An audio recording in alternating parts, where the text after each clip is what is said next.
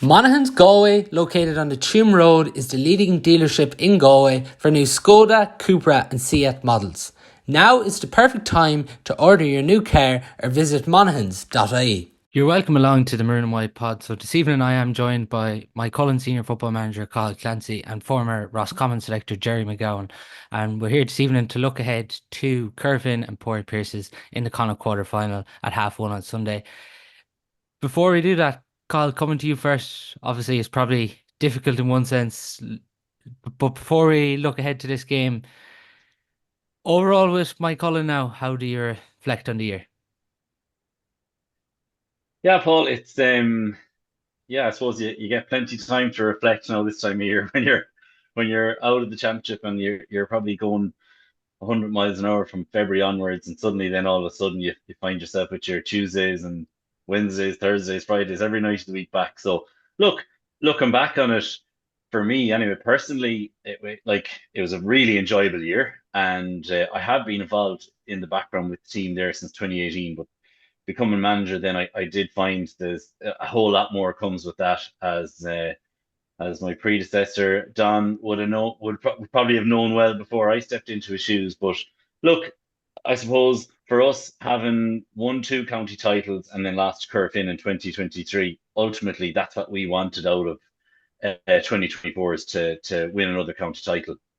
And so it did end on a disappointing note not to do that. But look, overall, I suppose it was a good year, and we've a lot of we've developed a good squad in my Cullen over the last, not just this year, over the last 4, 5, 6 years.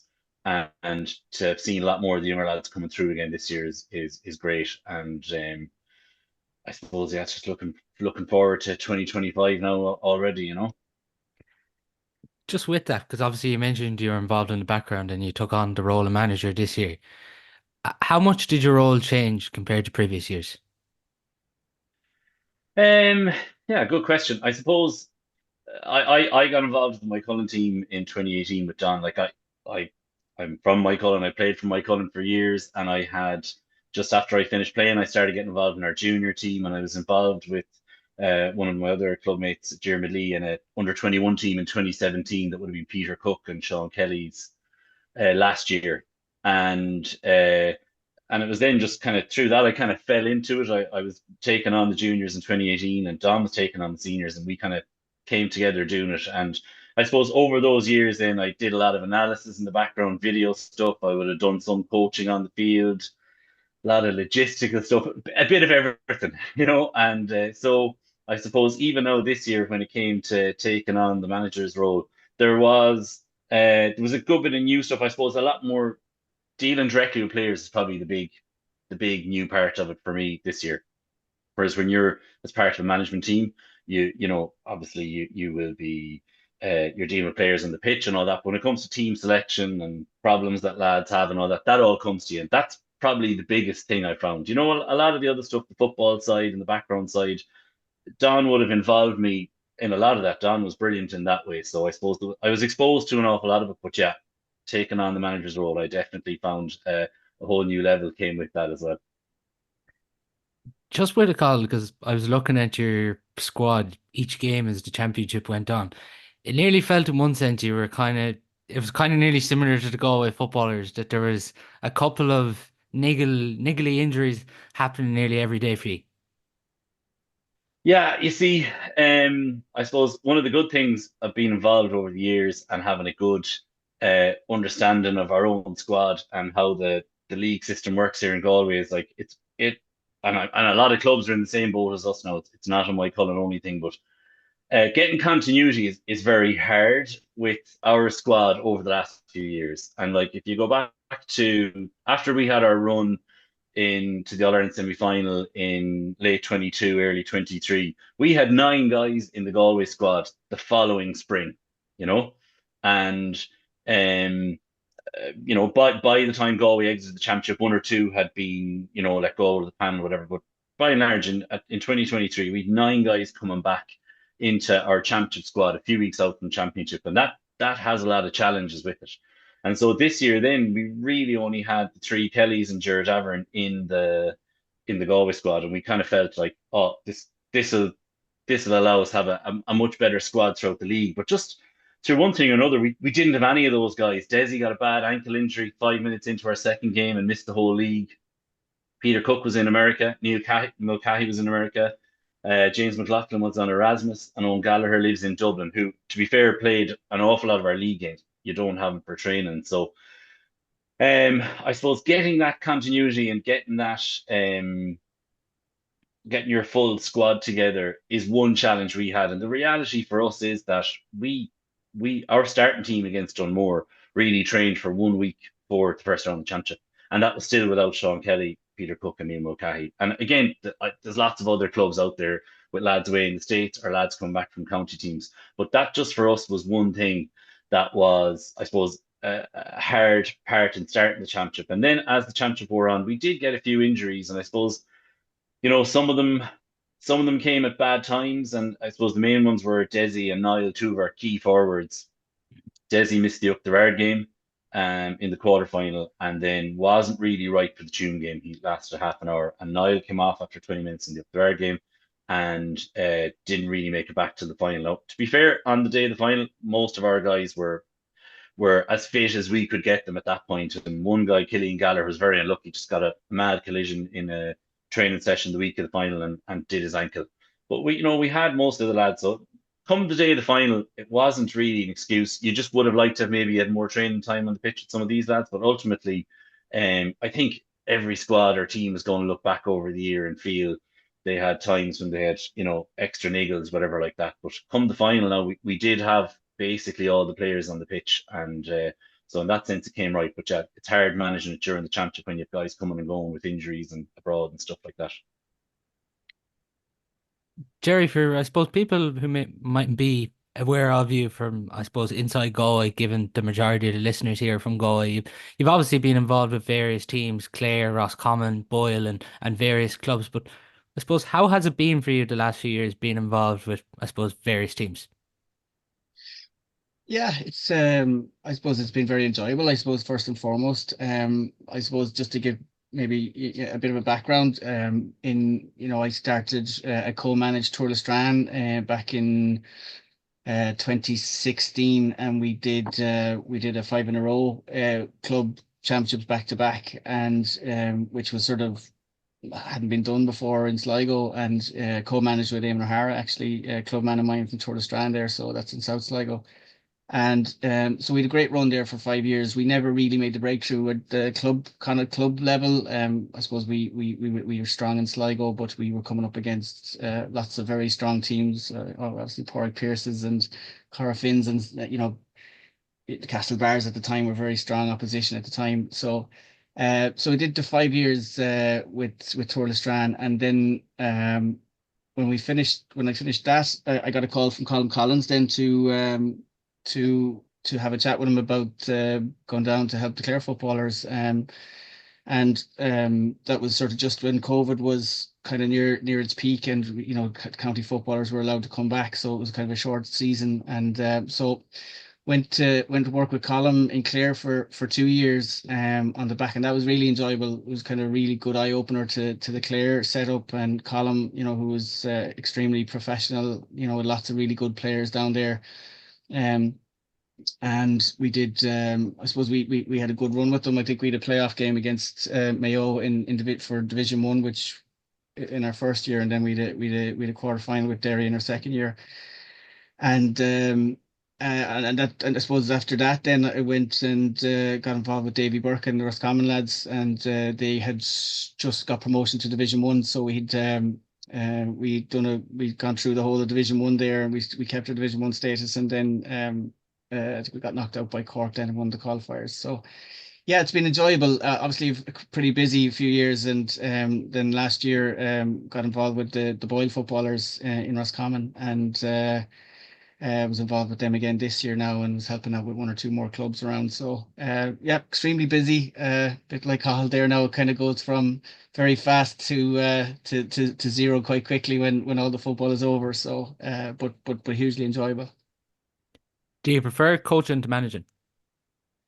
Uh, Good question. I think I think the modern setups now, the coaching element and the opposition analysis and the feedback to the players is hugely taxing. I think any really good setup now has they've got all these platforms, the huddles and the performance boards and all these kind of and that's hugely, I suppose, time consuming. And to do a setup right, you probably need to have to be very, very focused on that. And look, I mean, I suppose in my professional life, I do a lot of managing the people, on a day-to-day basis. So it's probably nice to play, get involved with football teams so that you can get involved with the football side of things and the coaching side and the improvement side. And um, to be honest, I enjoy both, and but it's very hard to do both in the modern setups now. So the most setups now sort of have a head coach and a manager, and they're two very different roles really if it's been done right. And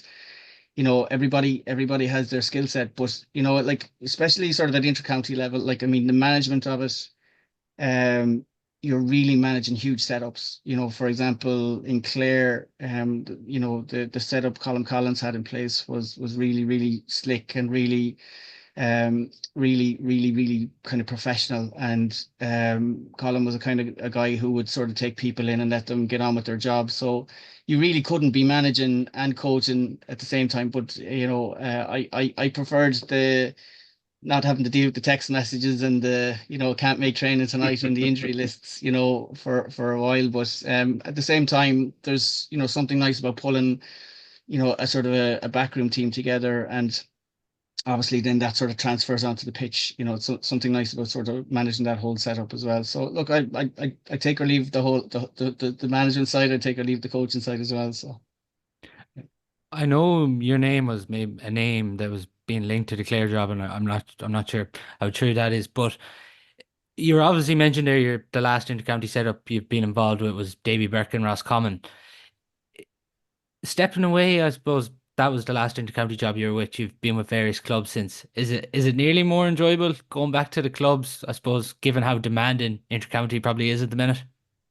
well, just listening to Cahill's story there, the club season is quite complex at the minute because it starts quite early, and you're managing probably the first 6 months without majority of your squad, and if your county players are gone or if you've got injuries, you're sort of piecing together for league games. I mean, if you're lucky enough to have a big squad that's, you know, like with lots of good players, like it can be quite enjoyable. But I was involved with Boyle this year, and they've kind of five, maybe six Roscommon guys that were nearly first team guys, and they're only coming back to you sort of, maybe 2, 3, 4 weeks, depending on how well the season goes. I mean, Carl, you probably experienced this with Galway, they're only coming back to you late, Yeah, and yeah, the biggest job of a manager at a club team, that has a lot of county players, is trying to integrate those footballers back into your message and your ways, your system.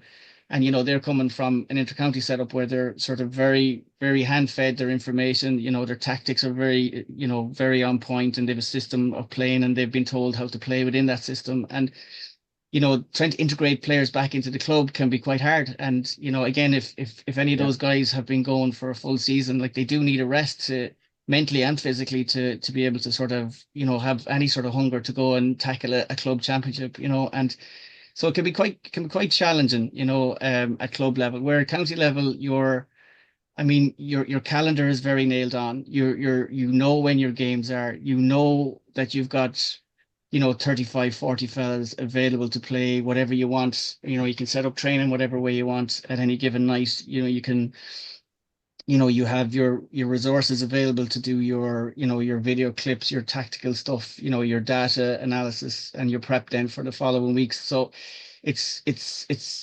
enjoyable when you've got those resources to help you. And again, as Carl knows, the manager can be left with carrying the can at club level, and it can be quite Yeah. stressful, and especially at the speed that club games come at. It's one thing, Paul, I'd say is that, like, obviously I don't know about other counties, but in Galway I've seen it now. Like, I started playing senior football in the late 90s. It was like 97, and there was a 16 team league in Galway that time. We played 15 league games, traveling the county, and the league meant a lot. But championship then was one, knockout. You might take you 4 games to win a county championship, and we had no sense of when games would be on. It was chaotic. And then I suppose to where we're at now, I think it's brilliant, like in terms of just the structure of how the club season is done, especially in Galway now with our four groups of four. I mean, in the last couple of years, I think when we won it in 2022, you had to win 8 games to get out of Galway. Like, and same last year, it was too many. I think what they have now is perfect. But if I one gripe, it would be that, like, our league in Galway starts in the first week in March, and we have to play 7 games essentially. But like, really, you're 5, 6 months away from kicking the championship football. And I know the dual county, and look, we're a dual club in Maigh Cuilinn, even though the opportunity to be a dual player now is getting less and less. But like, if there was any way at all to condense some of those games in, during midweeks or whatever like that, I definitely think the club season in Galway could do with a small bit of tightening up. And even the way the last couple of springs have been, like, we had about 6 weeks last February, March, where you could hardly get on the pitch. It was so wet. So, like, I do think that's the one thing. Galway have very few things to iron out on the club side. In fact, you could argue there's probably nothing really. It's a small gripe to have, but like, I do think, that's one thing, because as Gerry was saying there, and I said it earlier, like, your season does start in the middle of January as club manager, and you know we're out now, and it's just the beginning of November, but it's a long year. Isn't that the thing though, to push it back even to not be asking players, like club players, to go back this early, because it is a really long season. Like if you could push it back and maybe you're only asking players to come back in Yeah, February or even early March. yeah, we tried that last year. We got caught down in Cardiff on a nice, cold, windy day in the first round of the league, and next thing in the second round we got a draw against Altill, and suddenly now you're like 1 point out of four. So, like, as much as at that time of the year that it's just the league, and like, we know we're missing certain players that are abroad or with county, whatever. But still, in all, once you get that first league fixture and you find out it's the first week in March, you can't really leave lads, you know, much more than early February. You need 3 or 4 weeks on the pitch before playing a game. So it's just, I do see with the county season, the lads there kind of have a defined start and end, whereas with the club season, it tends to go on longer. But I suppose it's just the nature of it. But I think in Galway, if we could get 7 league games played off in maybe even 10 or 12 weeks, figure something out with dual clubs on that front, I think it could work better, because ultimately at the moment you go from beginning of March to the start of July, then you get 4 weeks off, depending on how Galway do in the All Ireland, and then you're into championship. So it's a long season. You also have the added thing of the players going to America. Like, if any of your key players want to take Yeah, a bit of time, they travel to America. I mean, it's hugely disruptive, I suppose, for the poor club manager who's probably setting themselves up for the previous 6 months and trying to keep the county player in check, keep them informed on what yeah, you're trying to do. And then, they get the call from America and then they're gone. And then you're kind of waiting for them to come back, and they may miss a couple of the group games or the early stage group games. And then you're trying to integrate them back in, again, into the yeah. setup. So that's another challenge that, yeah, I don't know. It's probably not fair on the club guy either. Just before we touch on the Corofin Pierces games, the All-Stars were obviously on last week. Go ahead, 5 players represented on that All-Star team. Johnny McGrath at cornerback, Dylan McHugh at wingback, Paul Conroy at midfield, and fantastically, Paul Conroy has been named as Footballer of the Year, John Maher, and as well as Robert Finnerty. Carl, I know it's a sore point when Galway fans look back and we think that we didn't win this All Ireland, but on Friday night it was, I suppose, just great to see the appreciation Paul Conroy was finally getting for his performances this year, and like, to think even in 2018 double leg break to now Footballer of the Year. Yeah, I was there. I was there in 2018. I was there that day Galway bet Kerry, and he got the leg break. And to be honest, a lot of people would have thought at that stage, no, that could be the end of Paul Conroy. And just having been involved with my cult, we played James an awful lot over the last 5, 6 years. So I've seen him up close, and like, I just think he's an absolutely brilliant footballer. Like, sometimes there's guys you see on the telly or you're at a game, but then I just haven't been involved in teams preparing to play against him and trying all the things we can do to stop the things that he's going to do. And yet he can still pull them off. I just think he's an absolutely fantastic footballer. And to see him now at the age of 34 get that recognition is just brilliant. Like, and I suppose even today we've seen Michael Murphy is coming back into the game. And I know it feels like it's becoming a sport more and more that's suitable for the faster, fitter, athletic guys. But like, you see even over the last years. Even James McCarthy this week, I know he's retired, but playing up to a good age. Michael Murphy coming back and Paul Conroy getting Player of the Year at 34. It just shows there is still a place for these older guys. But in terms of Paul Conroy, anyway, I'm delighted he got it, and I just think it's not even one of these things that it's a accolade for his whole career. I do think he was the most outstanding player this year that we saw on the pitch, and I think it's just brilliant for Galway that he's keep coming back, and why wouldn't he? Because it doesn't matter what his age is. If you're Player of the Year in Ireland, it's just great to have him in the Galway setup and coming back next year. A big positive as well, Jerry, for Galway football fans. He's committed for 2025. But for you, is he deservedly Footballer of the Year as well? I think so. I mean, this year was like, I mean, obviously, Go will be very disappointed to not have maybe won that one. Again, it was against a very organized, Armagh team. Probably the most organized team in the country, and with their defensive system, they were very well coached. But it's probably a reflection of the setups that teams had, that sort of Paul was coming onto the end of things where balls are at the top of top of that sort of, over and back there, just on the 45. And look, to be fair to Paul, he was probably kicking, what did he get, 216 this year from play, like, which is phenomenal scoring, Yeah. At that level. And look, I watched Galway in Markovich Park, and you wouldn't have said that a lot of those fellas were going to be sort of in the shake-up for All Ireland honours. And to be fair, how they sort of, got hold of the season and sort of got themselves into that position to sort of be in the final was brilliant. Like, and fair, Paul was good that day as well. Like, there wasn't too many Galway fellas that you could have picked out of the game that day. And I think only for sort of Comer came on and sort of showed that little bit of hunger, maybe off the bench. Galway could have been a different season for them. But again, I think this year and the way the game was played, Paul Conroy is coming on to the end of all of those balls at the end. And I mean, he's got this wonderful sort of boot on him that can kick those long range scores. And look, I suppose he's probably delighted with this 2 point arc. He's going to be a guy now that's going to get tagged, because of what he can do from outside of there. And to be fair to him, I think over the years he's always been one of the standout guys. I mean, if you were setting your teams up against Galway, you have to have a very strong look at not giving Paul too much space. A bit, you nearly have to look at a tagger, or certainly picking up if he comes inside, 60, 70 yards. You've got to look at sort of taking the space away from him, and getting him to play with his head down, so that he just doesn't pick that pass out, or get that 30, 40, 50 yards sometimes, kick over the bar. So, yeah. Was there any other Galway players for you, Jerry, that you feel were unlucky to miss out on an All-Star?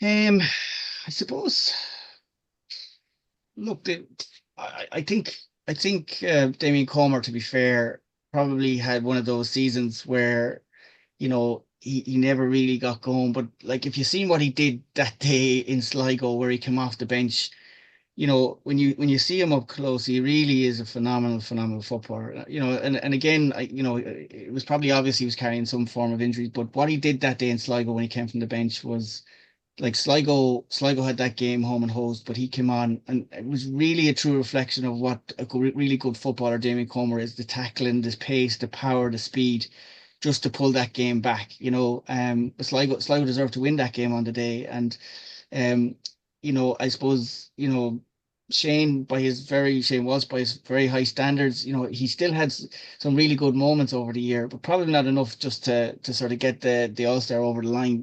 But in saying that, I suppose, I mean, I think the People guys probably that, forget, lads. People probably forget, lads, too. Like, going into the final, Dylan McHugh was Yeah. almost nailed on. Like, I mean, if you go back to the Dublin and the Donegal games, Jesus, he was absolutely brilliant.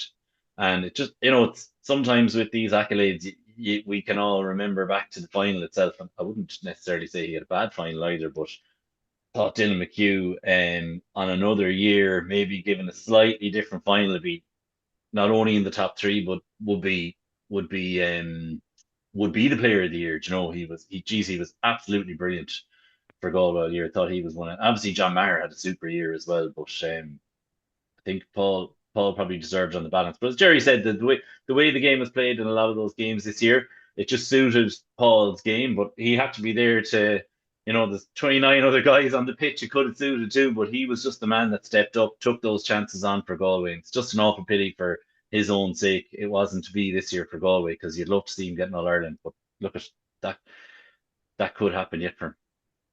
Johnny McGrath's really unlucky as well not to get Young Footballer of the Year, considering everyone he was marking throughout the year. Oh yeah, jeez.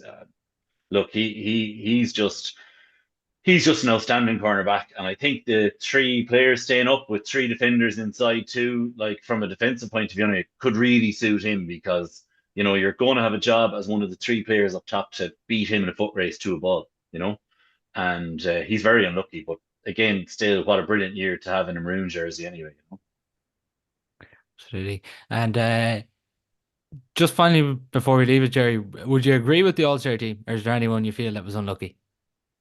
Um, I think this year, like, I mean, the exclusion of all the big names, I suppose, when you look at it, it's kind of weird not to sort of see all the household names. And not saying that the guys that won them aren't household names, but you kind of have to stop and think, about some of them. And that's probably credit to Armagh for, I suppose, putting together a very, very solid squad of players that had probably rotated a lot. And again, I watched the Armagh Galway game in Markovich as well, actually. That and Armagh, I think, had a lot of sort of average guys that people wouldn't know. But like, Oisin Connaughty hadn't played very well in the semi-final, and he probably came into the final under the radar a little bit, and probably had a really good game that day.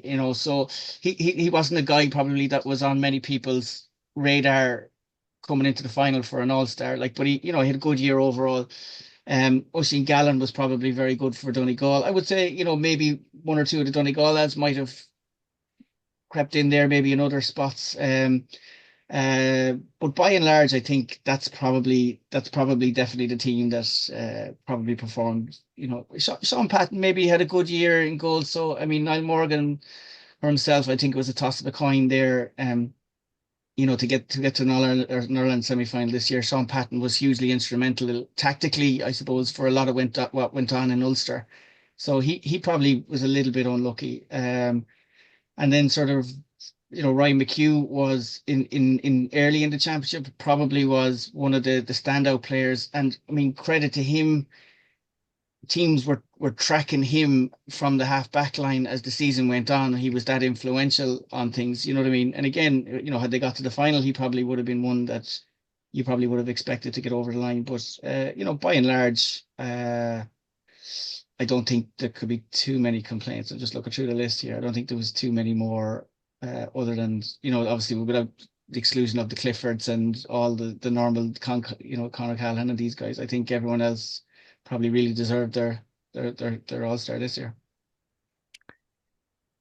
So if we look now at Corofin and Pierces this weekend, Carl, is this a hard one for you to look on when you see this game of, because I'm sure you'd love to be Yeah. preparing for this weekend.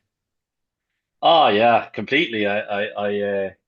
There's a few underage soccer training sessions and basketball matches on here in our house now this weekend, and I'm kind of putting my hands up to go to them rather than go down to Tuam watching the match live. Because look, I remember from last year it was similar when Corofin played Ballina in the stadium. I actually went in and watched that day. But it's very hard looking on because look at the end of the day, you're that's what you're looking towards all year is could you win a county title? And if you did, you're into Connacht. And as you get closer towards the latter stages of the championship, you are keeping half an eye on who's winning in the different counties. So yeah, look, it's hard to look on, but ultimately, for Corofin, they're deservedly there, and I think they're going to have a massive crack, not just at Connacht, but at an All Ireland.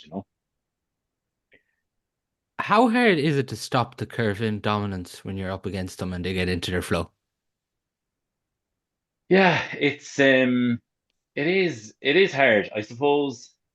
Looking back at so many of their games, and even I just saw highlights of the 2019 Pierces and Corofin game go up online there yesterday, and I see Liam Sill coming from late and scoring a goal. And even if you go back over there in the Bridget's game last year, Liam Silk and Dylan McHugh pop up from deep scoring goals, and all throughout the championship this year.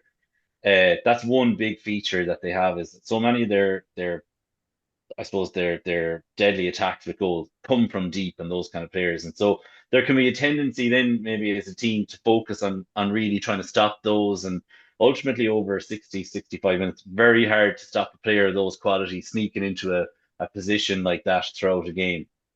Um, but like, they just have, everyone knows that they have such depth and such quality all over the field that you can get caught into focusing maybe on two or three players or a couple of things, and then look at the last day in the second half. Colin Brady comes on and has a super second half, scores 2 points, and that's the thing with Corofin or any of these teams that are dominant. They have built that team and that squad that can come and do that. I suppose for so many years, even throughout when I played, like that's been the thing in Galway, is who can topple Corofin, and they had such a great record. And then 2020 we won it, Montbellier won it in 2021, and we won it again in 2022. And throughout that time, Montbellier bet them twice, we bet them once. But you can see now they've come again and they've won two in a row, and nobody's going to be betting against them next year again. So like it is something that they've risen the benchmark. I can say myself for sure, having played throughout the years where their dominance really started, and now to see where it's at now, I definitely feel like the standard of club football in the county has risen because so many teams are there to try and get to Corfin's level. It's just, they're not going to let go of that dominance very easily. That's for sure. Jerry, it is the thing. People might think back to Corofin in 2019 and those couple of All Irelands, but it's a new team really now that Kevin Johnson is starting to build here. But what stands out to you when you look on at Corofin? Oh, look, when we were sort of with Tour Strand at the time, Corofin's not a million miles from us, so we would have been sneaking up the road playing challenge games with them, outside of Sligo. And look, I think from the outside, we all would have been watching, even back to when Stephen Rossford was with them, and setting them up, and we all would have been looking in to try and learn off them and see. One thing I would have picked up from them is that they're obviously extremely well organized. I think the homework that they do on opposition is probably through the roof. I know they've got some really good people there in the background that they've been with them for a good few years, and it's like they keep that sort of common thread in the background. Their skill level is always phenomenal. They play this brilliant brand of attacking football, and again we would have felt the wrath of them in challenge games. I don't think we came up against them in any of our Connacht campaigns, but just their movement in waves, their ability to take scores. And I think if they see a chink in the armor at all, I think they go for the juggler, and we'd also have seen them how very well they would have been keeping the ball and managing the game out at particular times, and down, stuff down to like their kick out strategies. They're always so very well drilled on that. The keeper, in fairness to Bernard there, like, he doesn't make a lot of mistakes off the tee, and, all the backs seem to be very in tune with what's going on. And, they've always been that way. And again, it's sort of very hard to try and pick holes in them if you're looking at them, if you're in college shoes, preparing for a county final. It's very hard to sort of look for a weakness and say, look, we'll go after them here, or we'll, press the kick out, hope they go long, or whatever. Like, they seem to have just strength and depth everywhere. And, I don't know where you pick the holes, Cathal, but, it'd be hard from the outside, certainly from, obviously being from Sligo, watching them, they just seem to be able to rise to the occasion, and, extremely well prepared, and, their skill level then would be through the roof on any given day, and again, sort of just going for the juggler, in games, and knowing how to sort of beat opposition. The thing is, Jerry, when they've been interviewed quite a bit this year, a lot of the players after a county title, you'd be caught up in the emotion and you'd talk about winning the county final and celebrations. A lot of those players have talked about the Bridget's game and that they let themselves down. Doesn't it just show the mindset of these players? Yeah, and like Bridget's went all the way to, the All-Ireland final and probably should have taken that game. In hindsight, Glenn probably just had the know-how on the day. But look, I mean, you have to sort of sit back and I'm sure, Carl, you've seen this over the years with Maigh Cuilinn. The really good teams are great at finding the chip on the shoulder. They're finding something that they're playing for. It's probably all about hunger for these guys, and if they don't have something to sort of chase after, or find that sort of reason to go after, it's very hard to see sort of keep coming back. But they just seem to have this great will.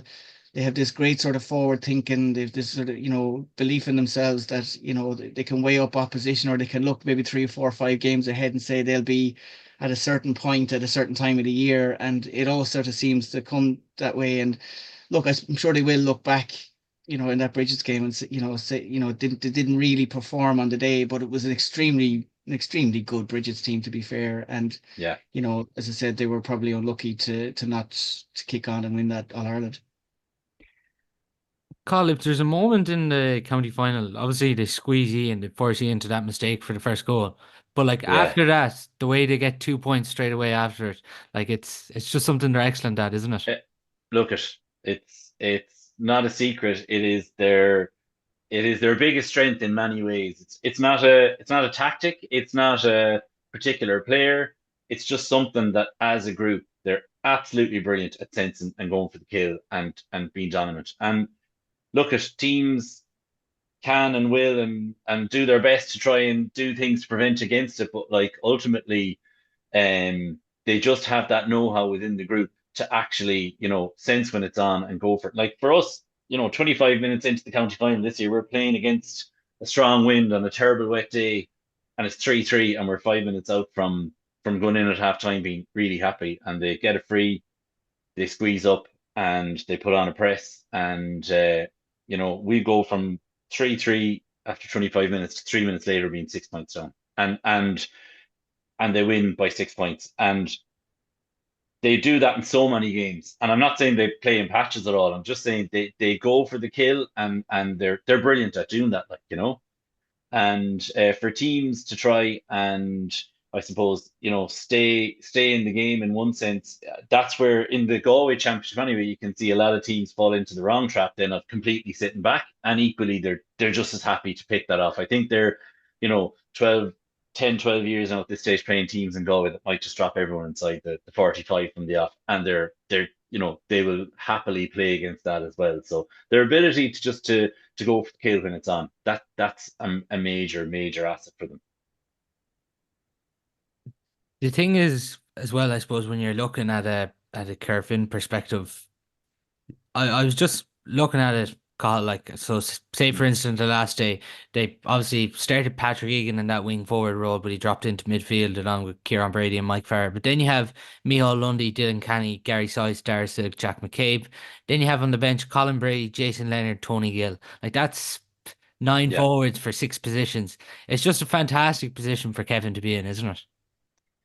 it is. And I even look back today at the team that they had that bet Pierces in 2019. And out of the 21 guys used that day, like there's 15 of them that will most likely see game time on Sunday. And that's not including Dahi Burke, Martin Farrer, and maybe one or two guys like that that are back with them and they're available. So I mean, they definitely have brought some young players in. That, look, there's no doubt on that. There's some real quality come through there. You've mentioned some of the guys, Egan McCabe and stuff like that. But like the experience that's still there in that dressing room, in that group, is absolutely massive for them.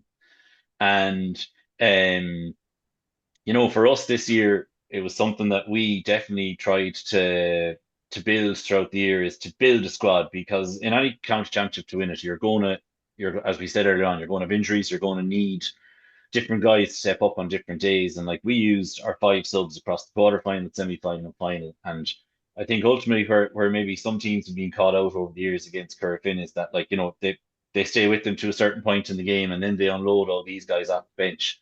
And for Kevin Johnson and his management team to have those headaches heading into the Sunday of like which guys they go with, is one thing, but I would say, just looking from the outside now, and I wouldn't have any insight into them, but as a squad as well, they seem to, if you're dropped, you're dropped. If you're picked, you've got to do the job, and they make changes and they make them early, and I think that's a huge part of their success is that they have that squad, they use the squad, and guys know that if they get the chance, they have to make an impact, or you mightn't feature, for another game or two. It's a great thing to have at club level, isn't it, Carl? To have that Oh, sort of it's huge. competition Yeah, that sort of keeps everybody on their toes, but they have this great sense of continuity as well. The same players, even Gary there, who's probably got great know-how on how to win games, and he can probably sense that blood you're talking about at any given yeah, time. But having that sort of competition in the background and probably being able to set yourself up and training a bit like a county squad where you can play those AVBs or whatever, and try things tactically and try things sort of in terms of playing out scenarios, 3 points up, 3 points down, and what do we do, and sort of everybody on the same page, and at the right time, and it's obviously great to have those like that numbers in the squad, like. yeah, Yeah, they must be the only club in Galway where Galway under 20s aren't getting into their match day squad when you think of it yeah, that way, which is just crazy. yeah. It is Nice crazy. good Yeah, point.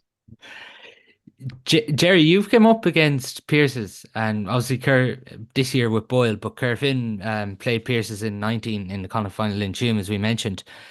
Are Pierces a better team now than 2019? To be honest, I'd say they are. I think they're. I mean, they were a pretty good side in 19. To be honest, look, I suppose they've a lot of sort of senior players there now, like the likes of David Murray, who was injured at the start of the year, is coming back into the squad. He's got huge experience, Roscommon player. Niall Daly has been outstanding, probably one of the outstanding players in the Roscommon Championship. Like, and if you look at the group that Pierces have come through. They played Boyle, they played Clanagale, they played Dominic, St. isn't it? Yeah, Dominic's in the group stages, and they lost to Clanagale with the last kick of the game in I think their opening game. And since then, it's probably been a blessing for them, because since then they've been sort of possessed. And yeah, we played them in that group game down in their home pitch, and I was extremely impressed with a lot of their sort of a lot of their guys there and their system. And look, if you look at their half forward line on any given day, like Connor Daly, who's a Roscommon player, you have Declan Kenny there, who you mentioned earlier, Carl, and Ronan Daly, that could be their half forward line on any given day. And their inside line, with Paul Carey, who's playing some really good football there, Jack Tumulty inside, and Owen Colleran, who was man of the match in the final, in the county final. Like, that's a really good inside line. And the likes of Conor Ryan, who's an up and coming, I think he's only 20 years old, caused Boyle a lot of trouble this year. Like, big guy, middle of the field, plays that role really well tactically, links the play, was kicking 45s for fun, and frees. So he's a real prospect. He could end up in the Roscommon senior squad this year. Like, and as I said, Niall Daly has just been, I think, in many of the games, has just been that glue that's sort of pulling them all together. And that sort of cuteness that the Dailies have, that's What is it sort about of. the three dailies? You've obviously worked with them, and they like every time you see them, they're just animals of players. Like, Yeah, like, I mean, look, they're really hard-working, dedicated players. I mean, you talk to Connor, you talk to Niall. I don't know Ronan as well. I haven't worked with Ronan, but I've met him a couple of times. But they just love football. They're sort of very well tuned into sort of the tactical side of it. They probably won it quite a lot underage, and with Roscommon through the years. And again, they wouldn't be a million miles off a Corofin type player. They just would recognize situations in games where they might need to break play, or they might need to, just, I don't know, even sort of, just manage out a game. Really good at managing out a game. Very aware of what's going on at any given time on the pitch, like, and that's a really good trait in terms of, like, if you're trying to manage out a game, or if you're trying to claw back a 2 point, if you're 2 points down, or 2 points up, they're really, really, really intelligent players in that regard. And look, they can sort of play. They're very versatile player. Like, Connor there sort of named, with 3 on his back, he could play at 3. Like you've seen him play there at 3, could play at 6. But I think he's lined out maybe at wing forward in some of the games, to play that role from 10, coming back. And Ronan has played at 12, but you could nearly find him back anywhere. And, any one of them could be the free taker at any given time. So look, lots of different positions in their locker. And, obviously with Declan Kenny there as well, he's a sort of an up and coming player. He caused a lot of trouble throughout. He had a really good campaign in Roscommon. Really versatile. And again, I've seen him play sort of, from corner back to wing back, to wing forward, and pop it up at the end of lots of different plays and kicking lots of lovely scores. So, and then you've Lorcan Daly, who's on the bench. So another one of the Dailies that could come in at any point and sort of go in and play, versatile enough. Probably plays more on the forwards, So again, very versatile. And the way Pierce is playing, the way they set up, they could find any one of those guys in any given position. It was interesting, call too, looking at the Pierce's management team. Obviously, Frank Canning, who comes from Portumna. It's hard to believe a Portumna man coming up against Corofin man when it comes to this clash. But as well, Ross Munley, like a player like that who's only recently retired for the inter-county game, like it's huge to have a man like that involved in the backroom team for Pierce's. Yeah, well, look, I know I don't know Ross Munley myself, but I know just from our experience in Maigh Cuilinn this year, bringing in Mark McHugh would have been possibly something very similar, Mhm. And yeah, bringing in someone from outside the club like that has that, I suppose, just out of the game themselves, or just out. In Mark's case, he's still playing club level. I'd nearly say Ross Munley is too. But to have someone of that caliber come into the club and bring in some new ideas, a bit of enthusiasm. I know in our situation, it was brilliant. It was absolutely brilliant. Uh, in Pierce's case, I'd imagine, just having that extra edge, bringing someone in from the outside, a different set of eyes. Like I wouldn't know the Pierce's setup, anything like Gerry would there. But just I watched back the Bridget's game and their county final, and I was very impressed.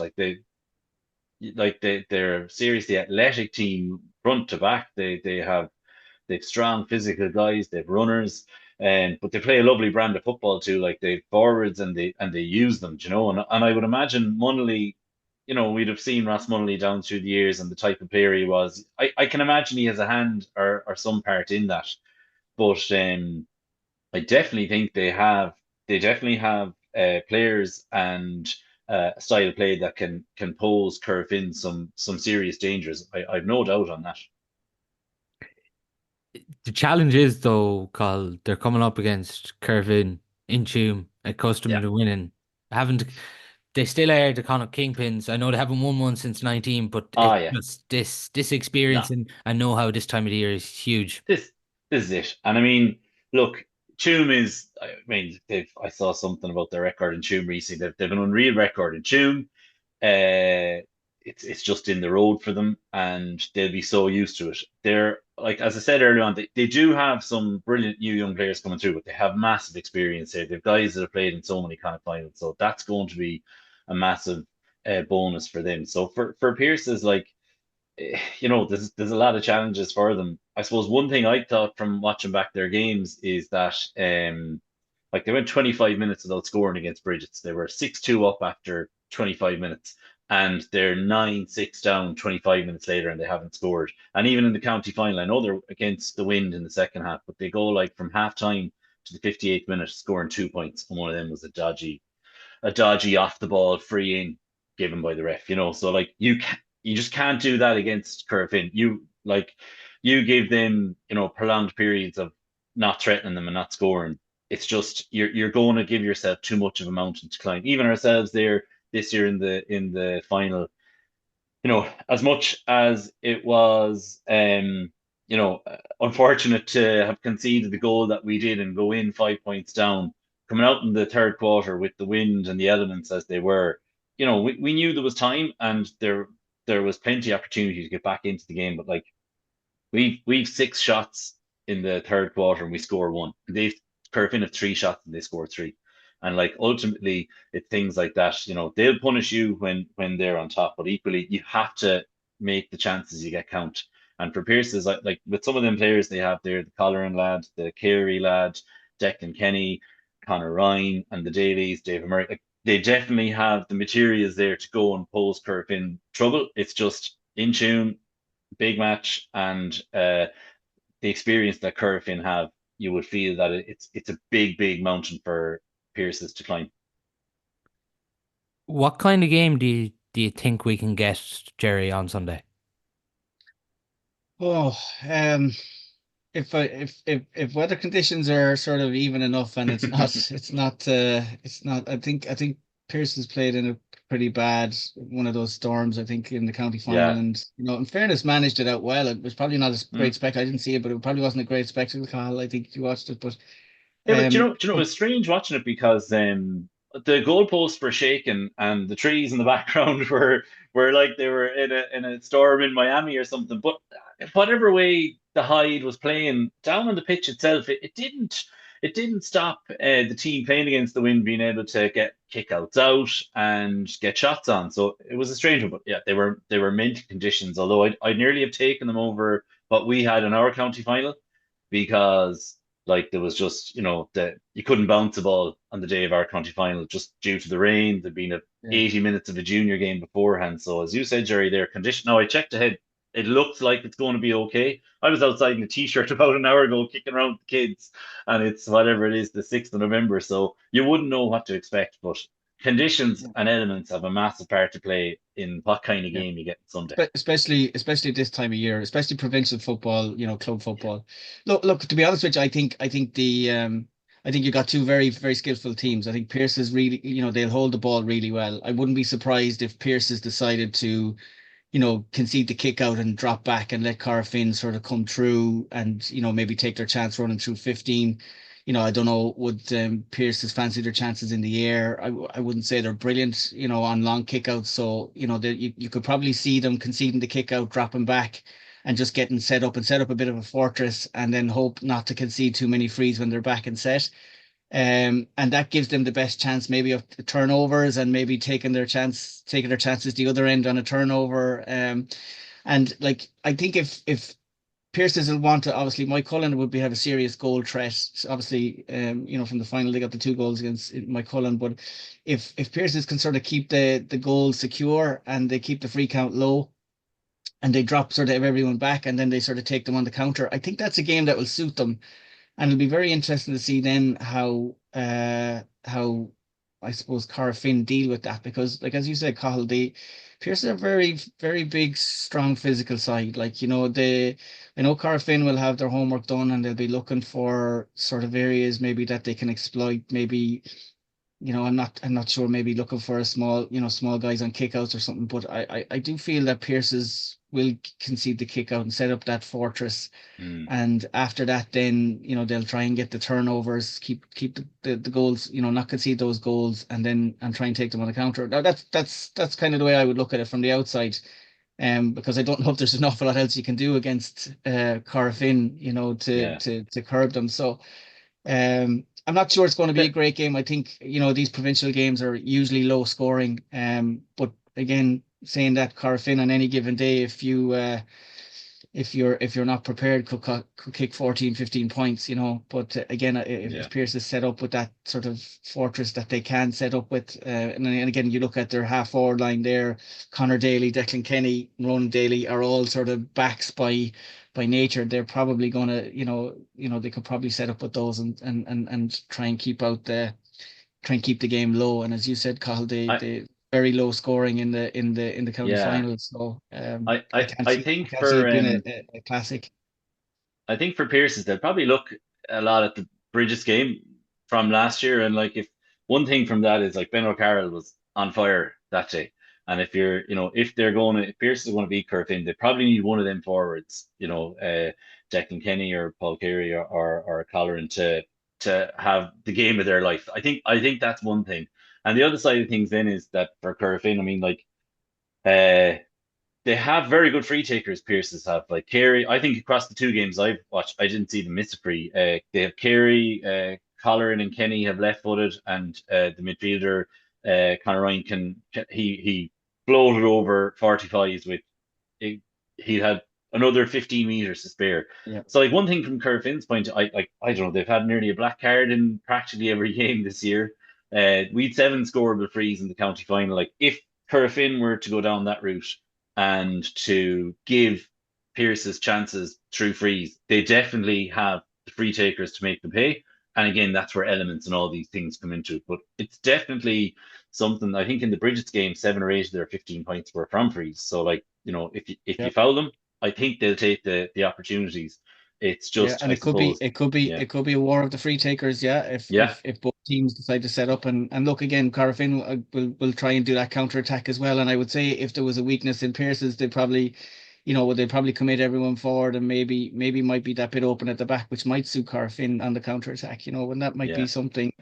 But Pierce's would be the masters of knowing how to slow down that counter attack. They'd be Mhm. cute, and I think the dailies will There'll be know. two masters in its own because Yeah, Curfin are well, pretty good at that too. Yeah, both teams will sense danger on turnovers. You know what I mean, and they'll try and yeah. obviously curtail that, which means that it could end up being a low scoring game. It's been interesting, Carl, from a Corofin perspective. Dylan McHugh has obviously kind of dropped into a deeper role, which has allowed Yeah. Brian Cogger to go out to the wing back. Do you think for Corofin, like it'll be interesting now to see who goes on Paul Carey? Will it be McHugh or Liam Silk?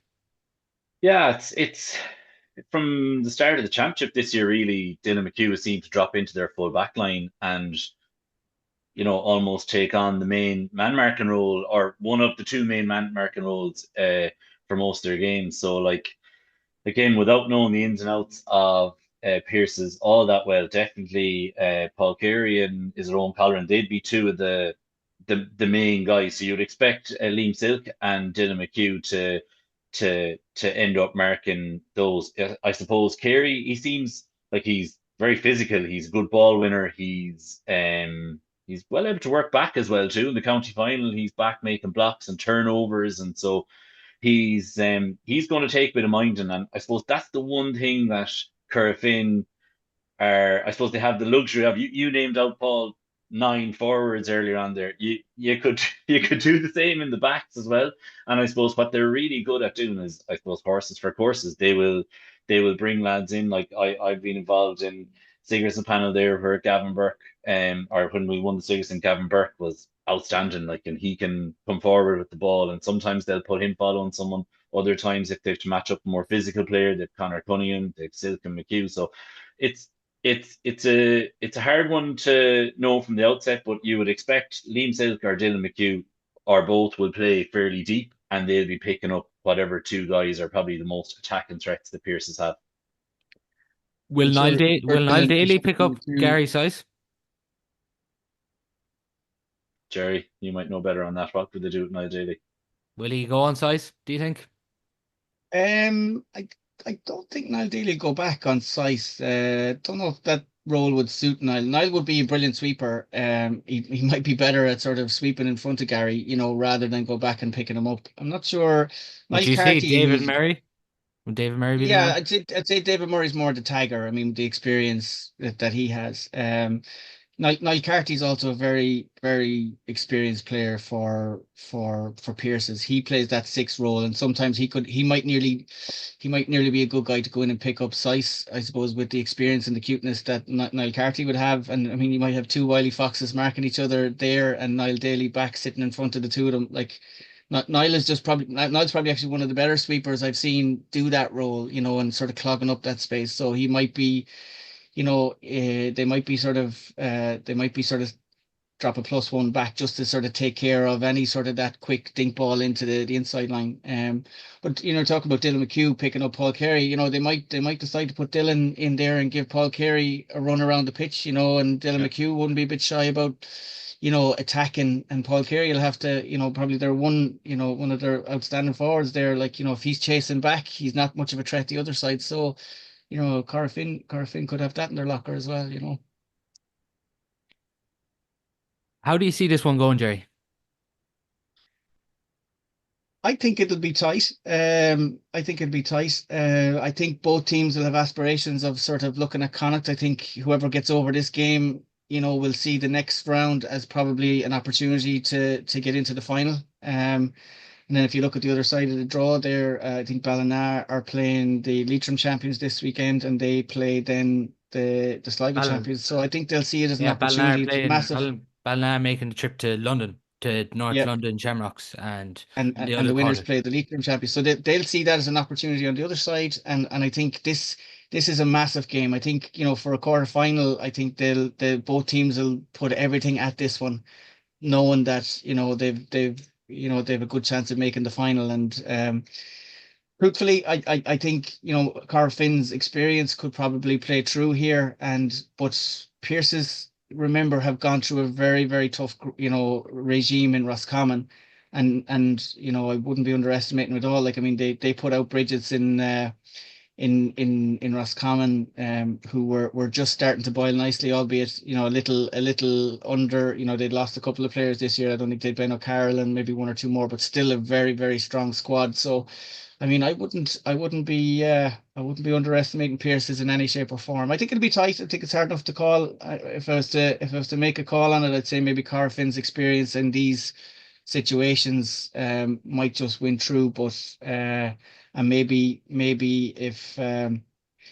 if Pierce's sort of forwards don't click, and Colin, you made the point, that they're not fluid probably from open play. If they don't get those scores from open play, and if they don't get a goal or two, maybe, they could struggle maybe in that front. Yeah, so the two quarterfinals, Corofin Pierces, North London Shamrocks versus Ballina. The winner of Corofin Pierces plays Mohill, and then the Sligo champions play the winner of Ballina and North London Shamrocks. Carl, how do you see this one going?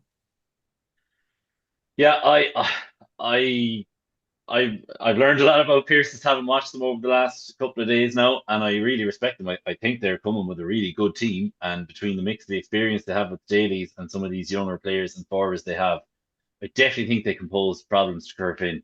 The thing is, and the other actual thing too, I saw something there the other day of the record of Galway versus Roscommon teams and Connacht. It's not far off being 50-50. Roscommon teams never fear playing a Galway team, club or county. That's for sure. I mean, that's a given really, and we saw that with Bridget's and Corofin last year. I just feel this Corofin team are I don't mean that they're looking past Sunday. I just think they have goals and ambitions that goes beyond Sunday. I feel they're going to have too much for the Pierce's team, and all the things we talked about. Taking having a forward on fire, taking chances, getting frees, all those things be important for Pierce's. But you know, Corofin, they're great at finding a way. Even in our own final, looking back in it, and look at every every club and every manager is looking back now on their last game of the year, and they're trying to find the reason why they should have or could have won, and anyone that we bet along the way be doing the same. But like little things in our final, like both teams turned over the same amount of ball, literally to the number. We won five of their kickouts. They won six of ours. They fouled us now a good bit more than we did, but we'd like 22 shots and we only scored nine. They had 17 and they scored 2-9 and won by 6 points. And that's this Corofin team. Like if you don't take your chances, and if you give up poor chances, they will kill you. And they don't always have to be the best team for 60 minutes, but they might do a 10-minute spell where you're just, they put Pierces out of sight. I would say I could see Corofin win it by 5 points, to be honest. They have that look about them at the moment now, and that's not giving any disrespect to Pierces. I do think they have a good team. I just feel that this Corofin team are gunning for a bit more. That is Corofin and Port Pierces in the Connacht quarterfinal, live on TG Car on Sunday at 1:30 and in Tuam Stadium. That is all we do have time for on today's show. Thanks a million to Cathal and Gerry for coming on.